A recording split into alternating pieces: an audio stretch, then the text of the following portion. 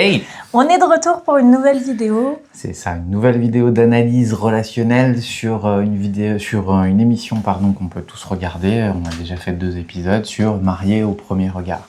Donc aujourd'hui, on va revenir sur l'épisode 9, partie 1 et partie 2. Exactement. Donc dans cette vidéo, on va aborder la notion de communication. Ouais, la notion de communication, la notion de placement relationnel, un petit peu voir ce qui peut être les freins justement à cette communication et voir un petit peu comment au contraire des fois ça se passe bien. Juste pour rappeler que cette émission et les personnages de cette émission sont juste des personnages, c'est pas, on les connaît pas en vrai, donc on analyse ce qui nous est montré pour que ça vous serve justement vous autour de vous dans votre relation à observer, à se dire ah ok, peut-être que c'est ça qui bloque chez moi, peut-être que on a un travail à faire relationnel, peut-être qu'on a un travail à faire personnel, j'ai un travail personnel à faire pour libérer et observer ma communication.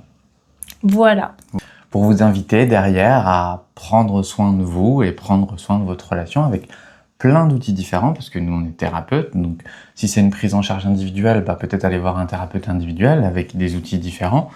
Nous c'est l'hypnose, les constellations familiales, qui peuvent être très utiles aussi pour le... C'est le moment de pub. Voilà, le petit moment de pub, pour voir un peu vos blocages relationnels, d'où ça peut venir, et si tu peux nous en dire plus par exemple sur ça, comment les constellations familiales peuvent on part sur mettre en lumière, comme on le fait là en observant une émission, comment avec les constelles on peut mettre en lumière ça?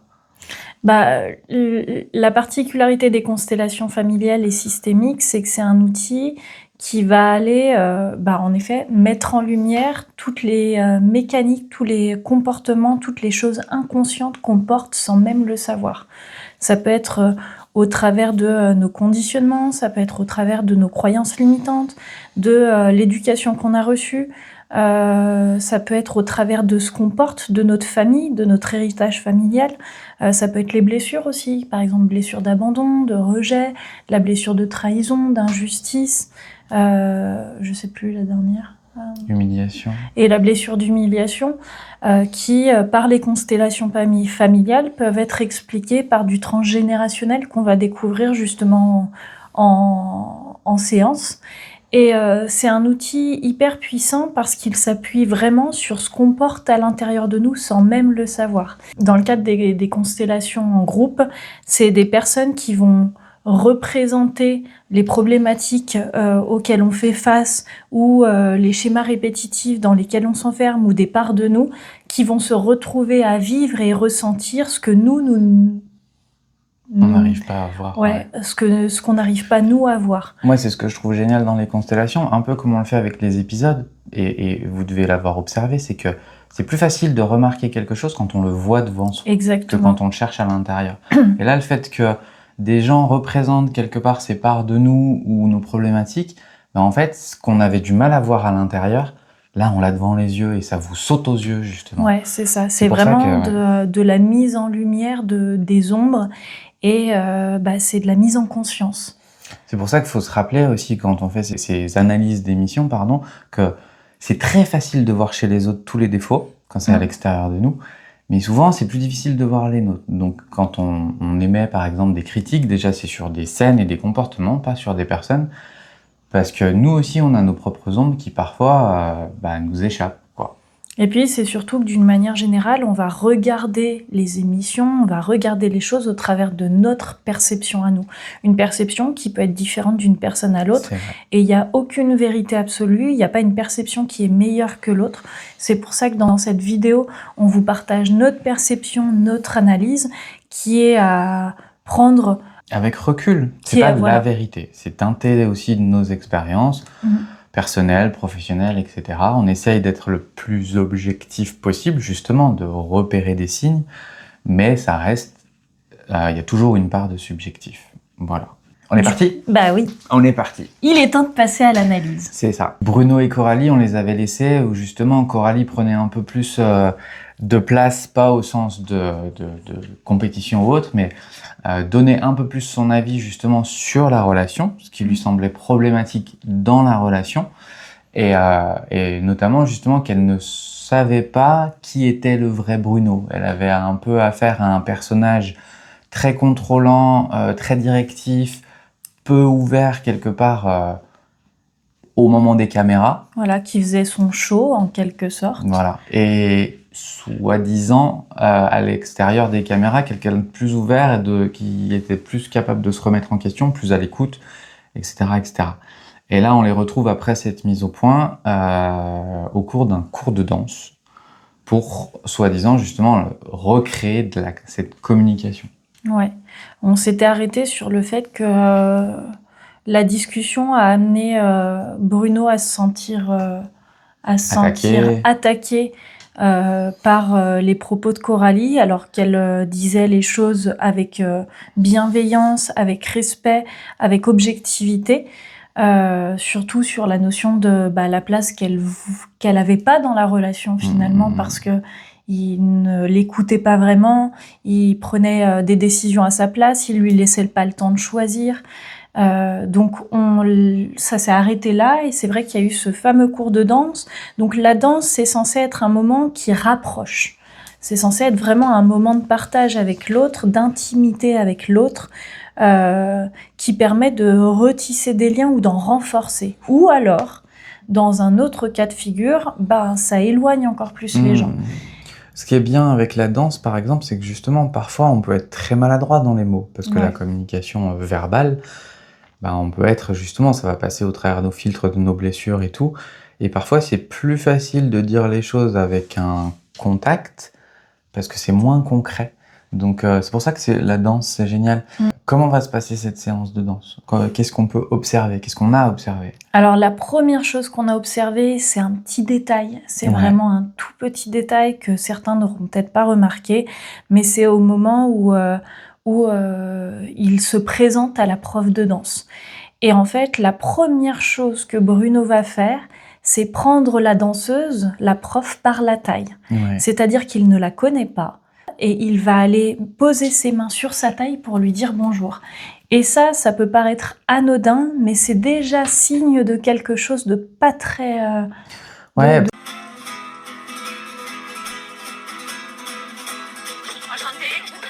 Merci beaucoup.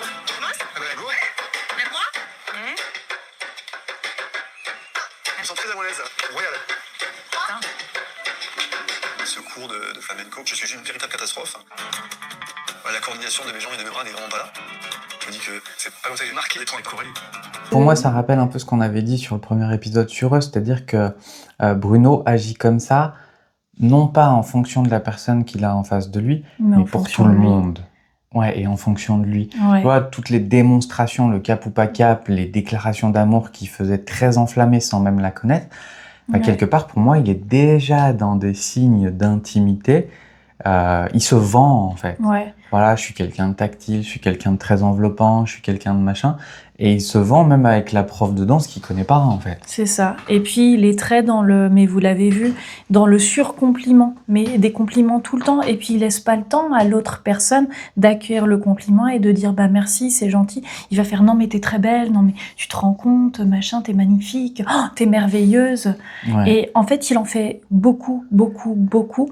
Donc, souvent, ça cache une grosse insécurité. Ouais, quelque part en voulant démontrer beaucoup à l'extérieur, en voulant sécuriser, rassurer beaucoup l'extérieur, en fait, il est en train d'agir depuis un espace d'insécurité intérieure de sa valeur, et du coup, il est très auto-centré. Et du coup, au lieu de sécuriser, ça insécurise. D'ailleurs, Coralie, c'est ce qu'elle va exprimer. Elle se sent pas... Mais même dans le cours de danse, sans aller jusque-là, dans le cours de danse, il est très auto-centré. Est-ce que je fais bien? Est-ce que, oh non, je suis nul, oh, je suis pas à faire ça, oh, je suis raide comme un piquet, etc. Il est très auto-centré plutôt que d'être justement dans cet espace relationnel ouvert. Vous avez un cours de danse, vous avez l'occasion de communiquer dans votre relation, et en fait, il n'arrive pas quelque part à s'en saisir parce qu'il y a cette blessure de « en fait, je suis insécure ». Donc il y a ce côté, parfois les gens qui donnent beaucoup, qui veulent démontrer beaucoup, qui rassurent beaucoup l'extérieur, en fait ils agissent depuis une insécurité personnelle et il se rassure si l'extérieur va bien. C'est pour Ouais. ça qu'il y a tout le temps ces questions de « ça va, t'es sûr, qu'est-ce que je peux faire pour toi ?» etc. Il est beaucoup centré sur le besoin extérieur, il le veut. Et il n'entend pas quelque Non, part. ça en devient oppressant parce qu'il n'attend pas de réponse. Il s'auto-rassure lui-même en disant ça va, mais parce qu'en fait, lui, il essaye de se persuader que tout va bien. Ouais, parce que s'il agit bien, si l'extérieur va bien, lui va bien à l'intérieur. Mais chaque fois que l'autre va pointer une insécurité intérieure, une vulnérabilité, une remise en question, bah c'est là où il se ferme et la personne qui peut sembler très tournée vers l'extérieur et très rassurante peut devenir un peu agressive ou reprochante. On va le voir aussi quand justement il va avoir une visio avec une des psys où elle va remettre en lumière qu'il y a un problème de communication entre eux. Et la psy va avoir la petite phrase de « c'est entre vous » ou c'est Vous. la relation qui a un problème de communication ou c'est vous, Bruno, qui avez un problème de communication. Et du coup, elle va lui remettre dans la figure, en fait, en effet, que c'est sa façon de communiquer qui est pas bonne.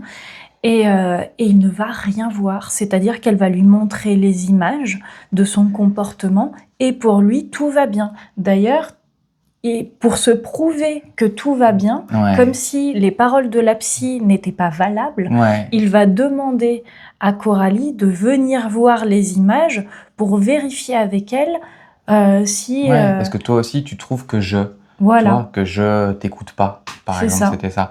Lui, il n'arrive pas à observer justement... Enfin, il n'arrive pas.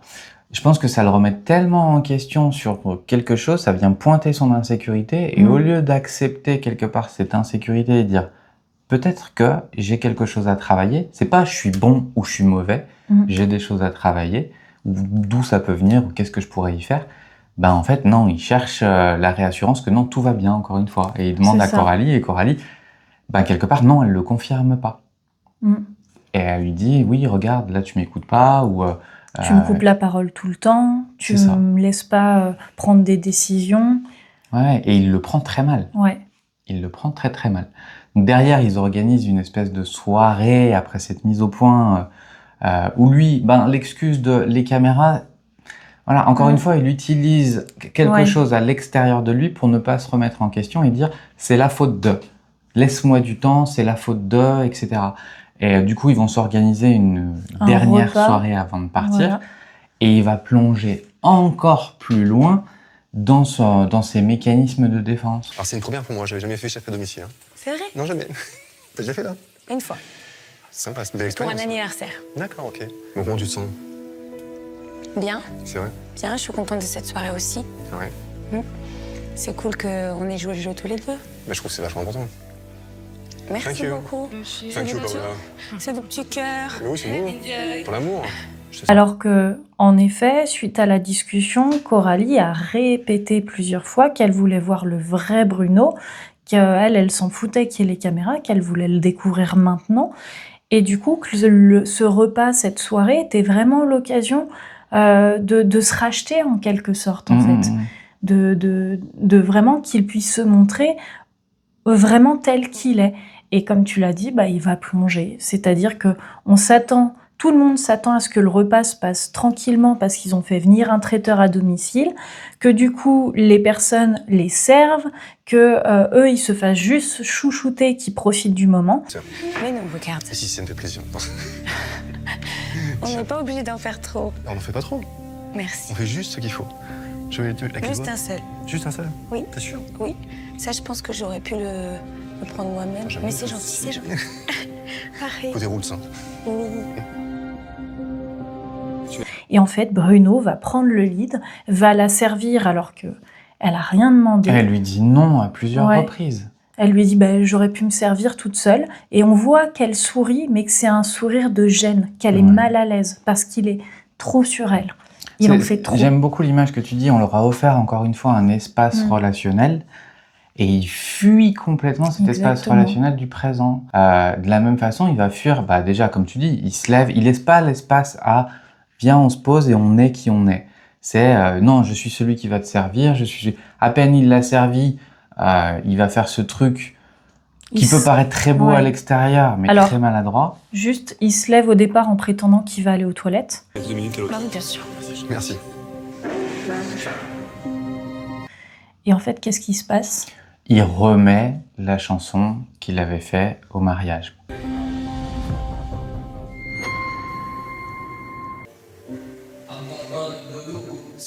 Il chante mieux que moi, hein. Tu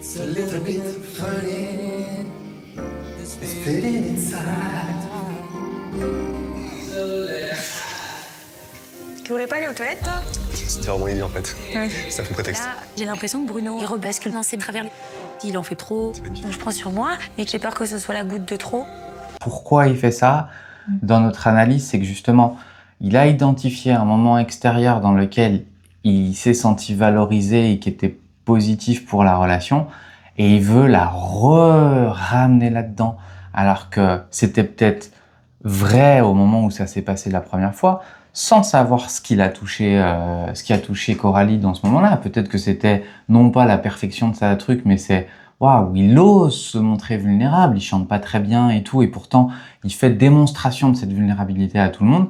Bah, lui, il a peut-être pas entendu comme ça, et il a identifié ce moment et le moment de oh, tout est beau, tout est parfait, et il la ramène là-dedans. Sauf que le moment qui était beau à l'instant A, à l'instant B, il devient lourd et pénible. C'est ça. Quoi. Et en effet, il renferme encore Bruno dans son mécanisme d'être tourné vers l'extérieur et pas dans la relation. Il n'est pas dans le moment avec Coralie, il est dans le passé avec elle, mais dans un passé où son présent à elle n'existe pas. Ouais, et puis même, il est dans un passé que lui, il imagine, et pas forcément de ce que voulait Coralie. Et quelque part, même sur si peu de temps, sur une semaine, on peut avoir changé. Et c'est pas la condition qui faisait qu'on était bien, c'était ce qui se passait à ce moment-là. Ouais. Et ça, pour moi, vu qu'on a changé, ça ne doit plus se passer de la même façon, quelque part.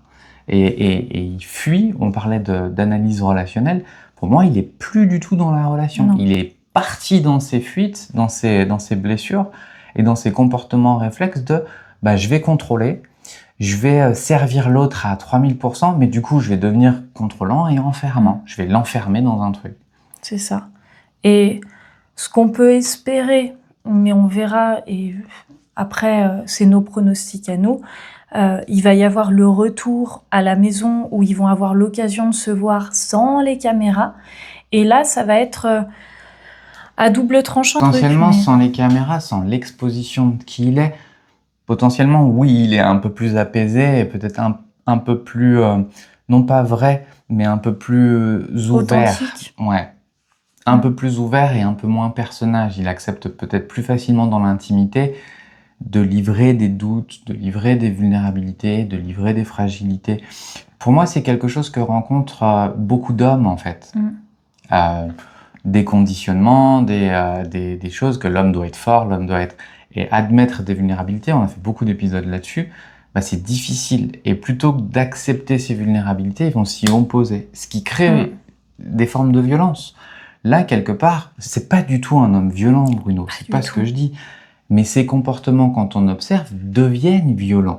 Dans le sens où, par exemple, quand il lui dit bah, « viens danser et tout », ou « je te sers et tout », elle n'a pas envie, en fait. Donc, quelque part, soit elle se soumet, soit elle s'énerve. Et là, s'énerver à quelqu'un qui me sert, c'est pas logique, en fait. Il y a cette notion de consentement qu'on voit bien qui est déséquilibrée à ce moment-là. Dans plein de moments, il prend pas en considération son besoin et son envie, son non, et il y va quand même. Donc, il y a vraiment une notion, il y a un fil tendu entre... sur le consentement qui est très très limite. Pour moi, c'est un très bon exemple pour les hommes et peut-être les femmes aussi. Hein. C'est que parfois, à vouloir trop bien faire, on devient ce qu'on ne veut surtout pas être, c'est-à-dire quelqu'un de violent. On n'est pas quelqu'un de violent, mais les situations et les comportements sont violents. Des douces, même si elles n'existent pas, violences, mais c'est des violences quand même. Ouais. Donc, à voir pour la suite, mais on n'est pas très optimiste. Pas très optimiste. Sur leur relation. Moi, tu vois, la peur que j'ai, c'est que justement, hors caméra, Bruno livre ses vulnérabilités. Donc, encore une fois, il parle de lui. Il partage ses douleurs, ses souffrances. Coralie, qui est très sauveuse et qui est pleine de bonne volonté, elle est attendrie par cette façon de présenter ses vulnérabilités. Mais pour autant, je crois que c'est pas là où... Non. Tu vois, j'ai vraiment l'impression que Bruno, hors caméra, quand il va livrer ses vulnérabilités, c'est encore du jeu. C'est encore un truc pour aller chercher tu vois, je suis un homme sensible, tu vois, j'ai vécu ça, j'ai souffert, mais il est toujours pas dans la relation avec elle. C'est un mécanisme de, je vais employer le terme très doux, manipulation, pour attendrir l'autre, pour pouvoir profiter de la situation derrière. Parce pour moi, il n'a pas encore eu le déclic, alors peut-être que l'émission le sera, de comprendre ce que c'est qu'aller voir ses vulnérabilités. Petit aparté, par exemple, moi, c'est quelque chose que j'ai rencontré dans mes relations, mais même amicales ou autres. C'est quand votre chérie vous dit mais tu me parles jamais de toi. Un homme, c'est plutôt taiseux, tu parles jamais de toi. Donc au départ, je me dis tiens, ok, faut que je parle de moi. Je me mettais à raconter un petit peu, mais de façon très détachée, ce que j'avais fait dans ma journée. Blabla, j'ai fait ça, j'ai fait ça, j'ai fait ça, j'ai fait ça. Et l'autre me disait, mais non, c'est pas ça que je veux savoir. Du coup, ça vous place dans une situation où vous dites, mais du coup, en fait, c'est quoi? Parce que si je dis rien, c'est pas ça. Si je parle, c'est pas ça. Et en fait, j'avais pas compris que les femmes ou le partenaire en face, c'est pas ça qu'il attend, en fait. Il attend pas ce que vous avez fait. Il attend ce que vous êtes, en fait. Et c'est super dur de comprendre ce que ça veut dire, en fait. Ouais. Ça veut dire, justement, ce que j'ai ressenti, si je me suis senti bien, pas senti bien, les moments où je me suis senti fort, mais les moments aussi où je me suis senti fragile. Et c'est un vrai truc à entendre et c'est dur à faire comprendre à quelqu'un qui, justement, fuit qui il est. Et je pense que Bruno, peut-être que l'émission va avoir ce déclic-là, de quelque part le confronter et de vivre quelque chose de très difficile pour qu'il change de façon de faire.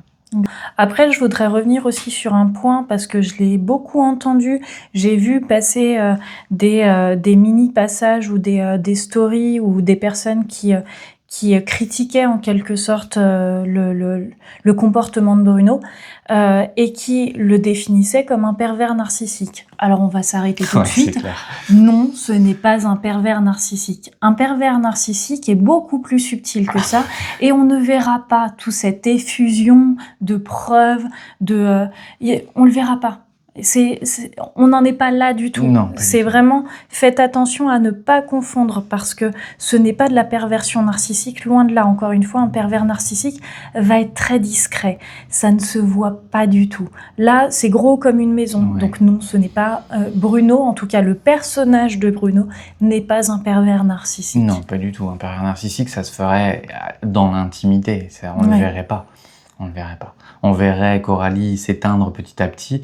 Mais de l'extérieur, on verrait rien, en fait. Ça tomberait comme ça, de façon... On serait les témoins d'il est quelqu'un de bien, dès que c'est pas du tout le cas. D'ailleurs, dans l'émission, dans la saison précédente, en effet, il y a eu une personnalité qui se rapproche beaucoup plus du pervers narcissique que Bruno. C'est deux personnages complètement différents. Ouais, carrément. Du coup, si on fait notre comparatif avec... ils ont vécu un peu la même chose, le cours de danse et la communication relationnelle, avec Kane et Jennifer. Ouais. Alors, ce qui est top avec Kane et Jennifer, c'est que on le voit, il y a beaucoup de communication, mais il y a de la communication dans les deux sens. Il y a beaucoup d'écoute d'un côté et beaucoup d'écoute de l'autre. Kane va en effet partager le fait que par ses mécanismes de sécurité, son évitement, ses traumatismes aussi, il a tendance à être à être fermé sur les sentiments. C'est quelqu'un qui se protège beaucoup des sentiments. Donc, il va avouer à Jennifer qu'il n'a pas encore ce truc. Il n'a pas ce truc et il le dit dans une interview, il dit en général, je l'ai pas. Donc, il a ancré aussi dans ses fonctionnements qu'il ne peut pas tomber amoureux de quelqu'un. C'est un système de protection. C'est pas une réalité, c'est un système de protection. Et du coup, il va avoir tendance à mettre de la distance. C'est une personne qui, en effet, pour éviter de tomber amoureux, pour éviter de s'attacher trop, parce qu'il est quand même attaché à Jennifer, c'est un fait, quand on est en relation avec quelqu'un, dire « je ne veux pas m'attacher », c'est déjà trop tard. À partir du moment où tu es en relation avec quelqu'un, il y a un attachement. Pour moi, c'est un peu la dynamique des couples, ce qu'on disait, anxieux-évitant. La personnalité évitante va...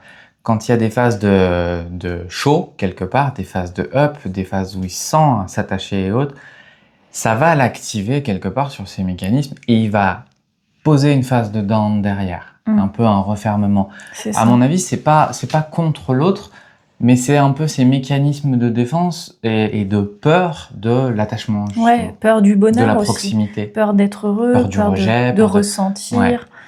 Et Et, du coup, quand ouais. il y a une phase de très grand rapprochement, bah, il y a, pour moi, dans cette dynamique de couple, une phase de retrait où il a besoin de modérer un petit peu et ok, je vais un peu plus loin. Et je reviens. Et ok, je vais un peu plus loin. Et je pense que c'est ce qui risque un peu de se passer dans leur couple, c'est-à-dire que des phases de up, il va peut-être y avoir des petites phases de down. C'est toute la force de la relation Ouais. qui va faire que ça tient ou ça tient pas, ou à un moment donné, on s'active trop personnellement et on se retire de la relation. Eux, c'est pas le cas. C'est-à-dire que pour moi, leur espace relationnel, ils sont en train de le nourrir, de Ouais, leur mutuellement. vulnérabilité, de la communication. Donc, ils sont en train d'en faire une force pour aujourd'hui et pour demain. Si on prend l'exemple de comment nourrir leur relation, par exemple, dans leur séance de danse, bah, on peut le voir déjà dans les comportements. La prof, elle est là, mais quelque part, elle n'est pas là. Bonjour. Bienvenue. Sonia, enchantée. C'est cool, on va pouvoir commencer notre petit cours. Allez. Franchement, c'est une bonne journée. C'est du temps passé un peu plus ensemble, où on continue de se découvrir. Ça renforce les liens. Moi, j'adore parce que du coup, c'est assez sensuel.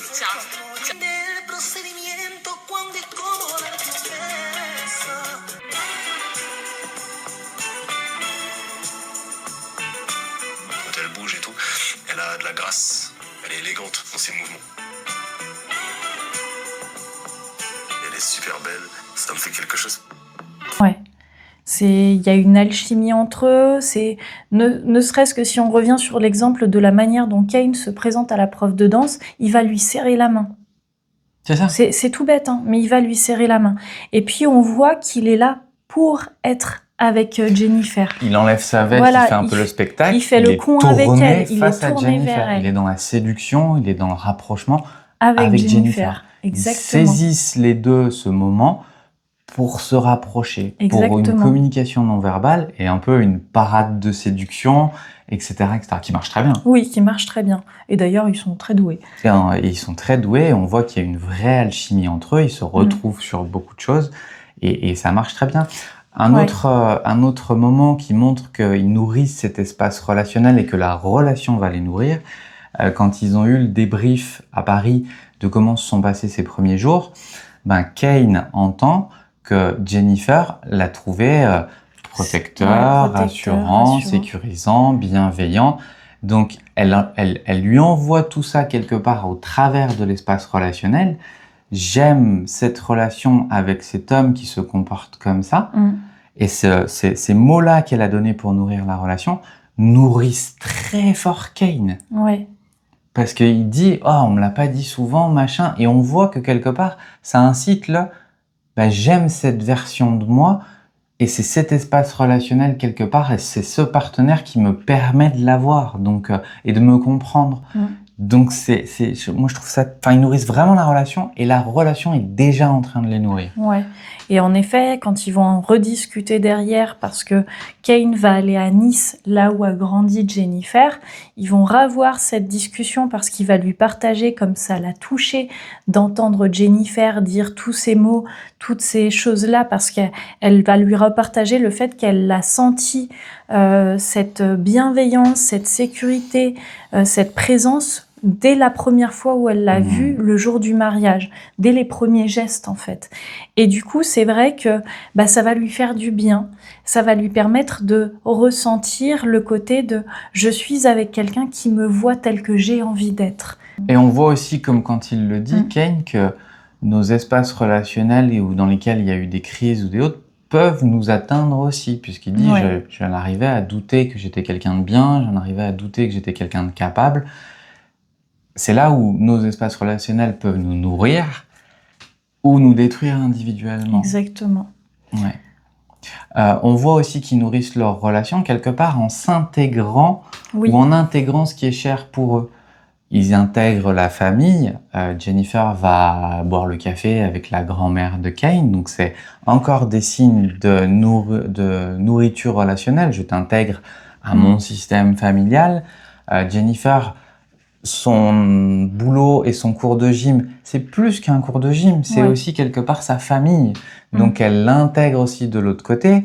Elle lui donne un rôle dans son appartement de changer l'ampoule et tout. Ça paraît anodin, mais un homme, quelque part, aime se sentir utile. Dans l'énergie masculine, se sentir utile et fort et protecteur à l'autre, je t'apporte quelque chose. Donc ça, c'est hyper nourrissant pour une relation. Exactement. Je t'apporte quelque chose. Et en échange, je reçois de la valorisation, et c'est très très fort. Donc pour moi, si vous voulez, ce couple, ce personnage couple qu'on voit, encore une fois, tous les green flags.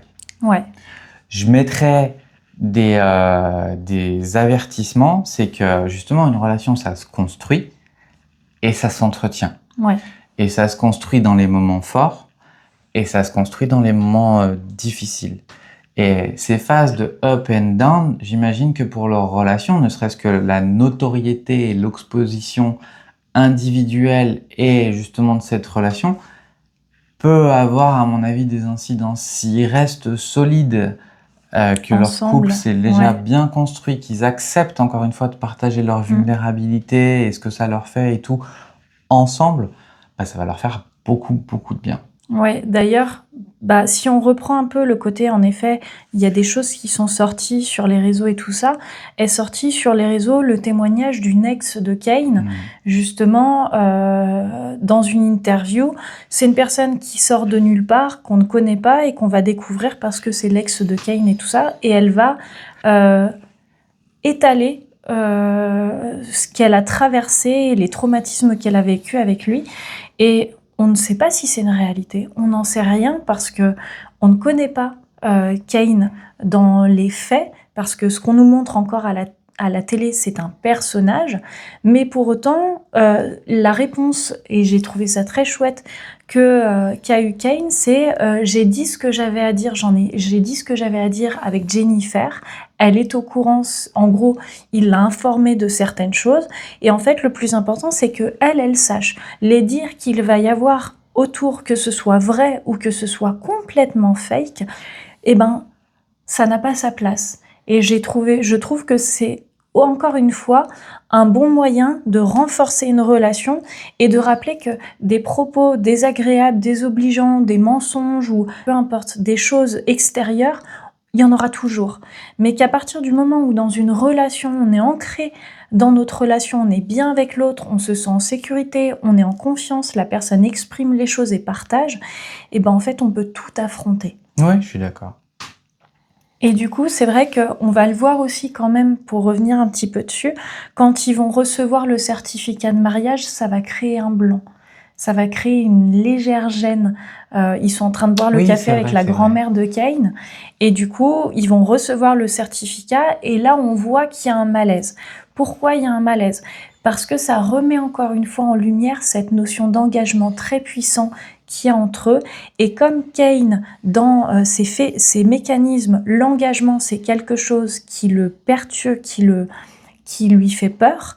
En tout cas, l'engagement relationnel, parce que c'est quelqu'un d'engagé, ne serait-ce qu'en étant pompier, c'est quelqu'un qui est engagé, donc qui a conscience de ce qu'est l'engagement, mais il en a tellement conscience que ça vient le mettre en évitement. Et en effet, ce malaise qu'on va voir, c'est exactement ce qui est en train de se passer. C'est vraiment, tu vois, la dynamique de up and down. Tant que quelque part, ou grâce quelque part à la position très sécure de Jennifer, qui a l'air pour le moment très stable et très solide de t'as ton espace, j'ai mon espace, on a notre relation, qu'elle ne plonge pas justement dans son anxiété. Peut-être que ça aurait pu arriver justement avec l'épisode des révélations qui sortent sur les histoires précédentes de Kane. Je pense que ce sera solide. Après, elle aura le droit aussi, elle, de s'activer. Parce que le risque de l'anxieux, c'est justement de passer de l'ouverture et j'accepte à une forme de soumission. Exactement. Et à ne plus, à un moment donné, poser ses limites et dire là je suis plus d'accord, là j'ai besoin de que tu montres ton engagement, etc. Donc leur dynamique de couple, c'est vraiment les up and down. Donc à voir comment ils vont traverser ça. Mais en effet, dans nos pronostics, c'est une relation qui fait du bien. C'est ça. Voilà, qui fait du bien, peu importe les propos qui peuvent paraître à l'extérieur. C'est une relation qui fait du bien. En tout cas, la façon dont elle est montrée dans l'émission, bah, c'est une relation saine. Des personnages individuellement capables de se remettre en question, capables de changer des choses. Ça veut pas dire que c'est gagné à vie, c'est comme toute relation. Mais voilà, c'est une relation pour le moment qui les nourrit et qui nourrissent. Donc, Et puis on voit au fur et à mesure que Kane, en fait, c'est pas qu'il n'y a pas de sentiments, c'est juste que les sentiments sont là, mais il y a la peur derrière. Et on voit au fur et à mesure que les sentiments sont en train de ressortir, qu'il est en train de s'autoriser à les accepter. Et c'est ça qui est très beau. Il y aura des phases down derrière, attention Kane. Voilà. Mais voilà.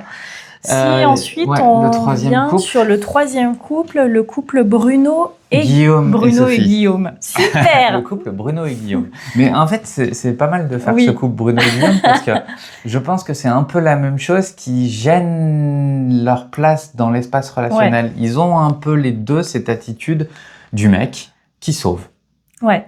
Donc, si on revient sur le couple Guillaume et Sophie, alors ça a démarré sous les meilleurs auspices avec l'intimité qu'ils ont partagée avant le mariage, avec les points communs qu'ils avaient et tout ça. On découvre un Guillaume qui est passionné de plein de sports, qui fait plein de choses, qui a souffert dans ses relations parce que il a toujours été en couple avec des femmes plus jeunes, qu'il a sauvées parce que elles avaient besoin d'être sauvées. Quand elles allaient bien, bah en fait elles le larguaient. Et il parle beaucoup de relations fusionnelles, passionnelles, très intenses. Et là, il est avec donc Sophie. Et on va voir qu'au fur et à mesure des épisodes, et notamment dans cet épisode-là, en fait, on a un Guillaume qui se referme complètement. Ouais. Mais on les a laissés, et je pense que ce qu'il a fermé, c'est l'histoire du passé de Sophie. Où là, comme on le disait dans le dernier épisode, il s'est complètement fermé. Je pense que ça l'a renvoyé à ses peurs à lui d'être un homme qui peut faire du mal. Donc en effet, il va y avoir des tentatives de la part de Sophie qui a envie d'y croire à cette relation et qui va tenter des rapprochements, des choses et tout. Et on voit bien que Guillaume, lui, il est complètement fermé. Il est pas présent dans la relation. Il est lui avec lui-même. Et dans les propos qu'il va avoir, il va être très maladroit et très dur et il va se trouver des excuses. Ouais. Pour moi, par exemple, à la différence entre Bruno, par exemple, Bruno a activé ses peurs et est tombé dans son comportement de donner, de démontrer. Guillaume, pour moi, il est dans ses peurs et il a plutôt une mécanique de retrait et de fuite et de sauf qui peut. Ouais. Et donc, il se retire de plus en plus et ça donne les échanges un peu qu'on a où ils font un cours de yoga.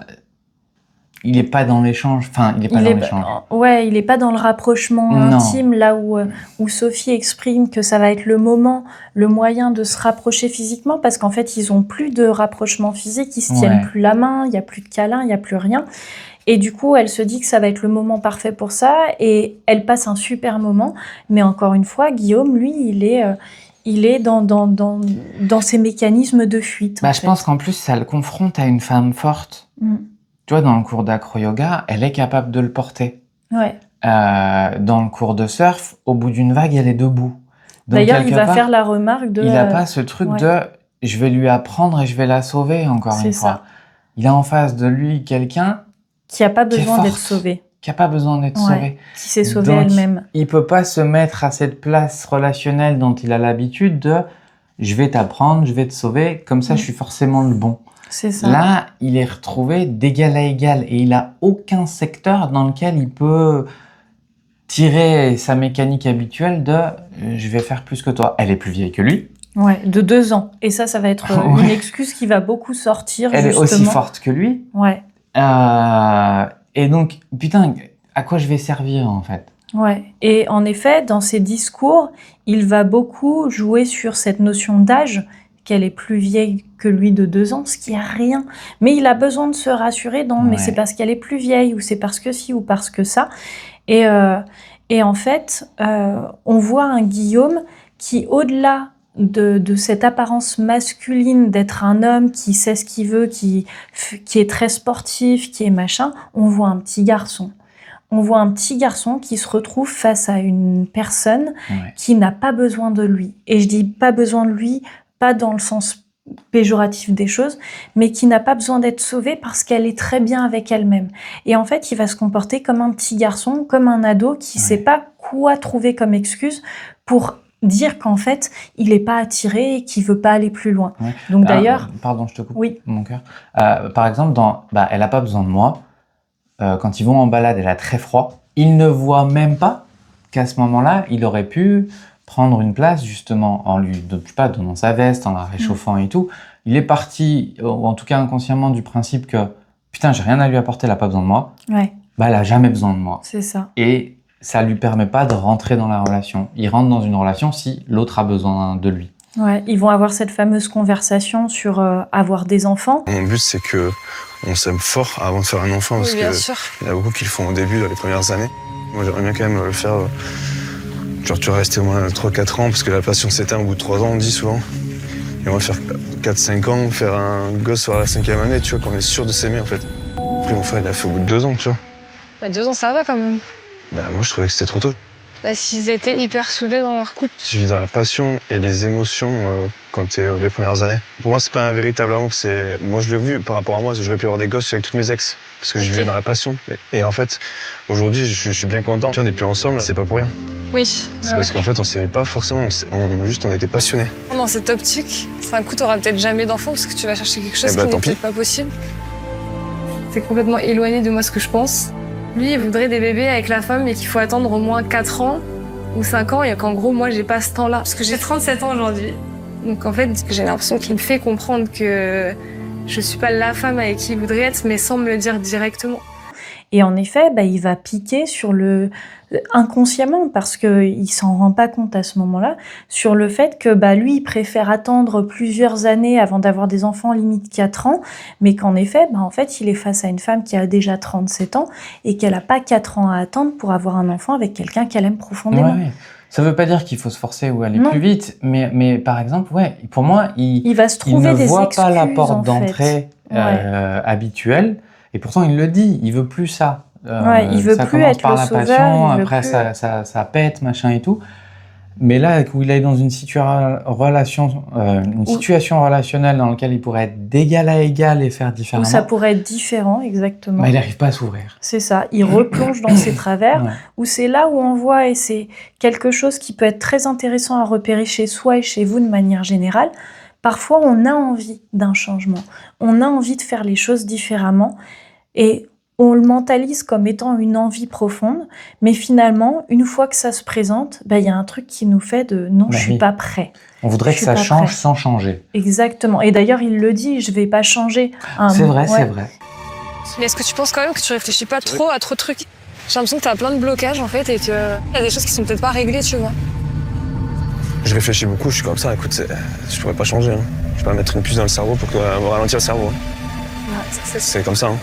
Et c'est là où on voit qu'il est complètement refermé et que l'envie qu'il avait, qui était une envie, je dirais,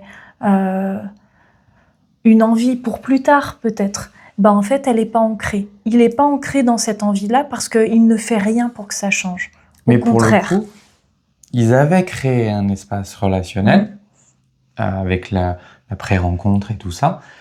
L'épisode de la difficulté du passé de Sophie a refermé quelque part quelque chose, en tout cas chez Guillaume, et l'espace relationnel, il n'arrive plus à l'investir, quoi. Donc en effet, la relation va tourner un peu au vinaigre, et c'est là où on va voir que encore une fois, Sophie, elle a guéri, en tout cas, elle a avancé, elle a évolué, elle sait ce qu'elle veut, elle sait ce qu'elle ne veut plus, et elle va s'affirmer et mettre un stop à cette relation parce qu'il n'est pas cohérent et parce que, en fait, ça lui convient pas. Et d'ailleurs, dans la discussion qu'ils vont avoir, il lui partage des choses en rapport au fait qu'il soit plus jeune, qu'elle soit plus vieille que lui, que ça va pas, que des trucs comme ça. Elle lui raconte en effet qu'elle a été en couple pendant 8 ans avec un homme plus jeune de 2 ans.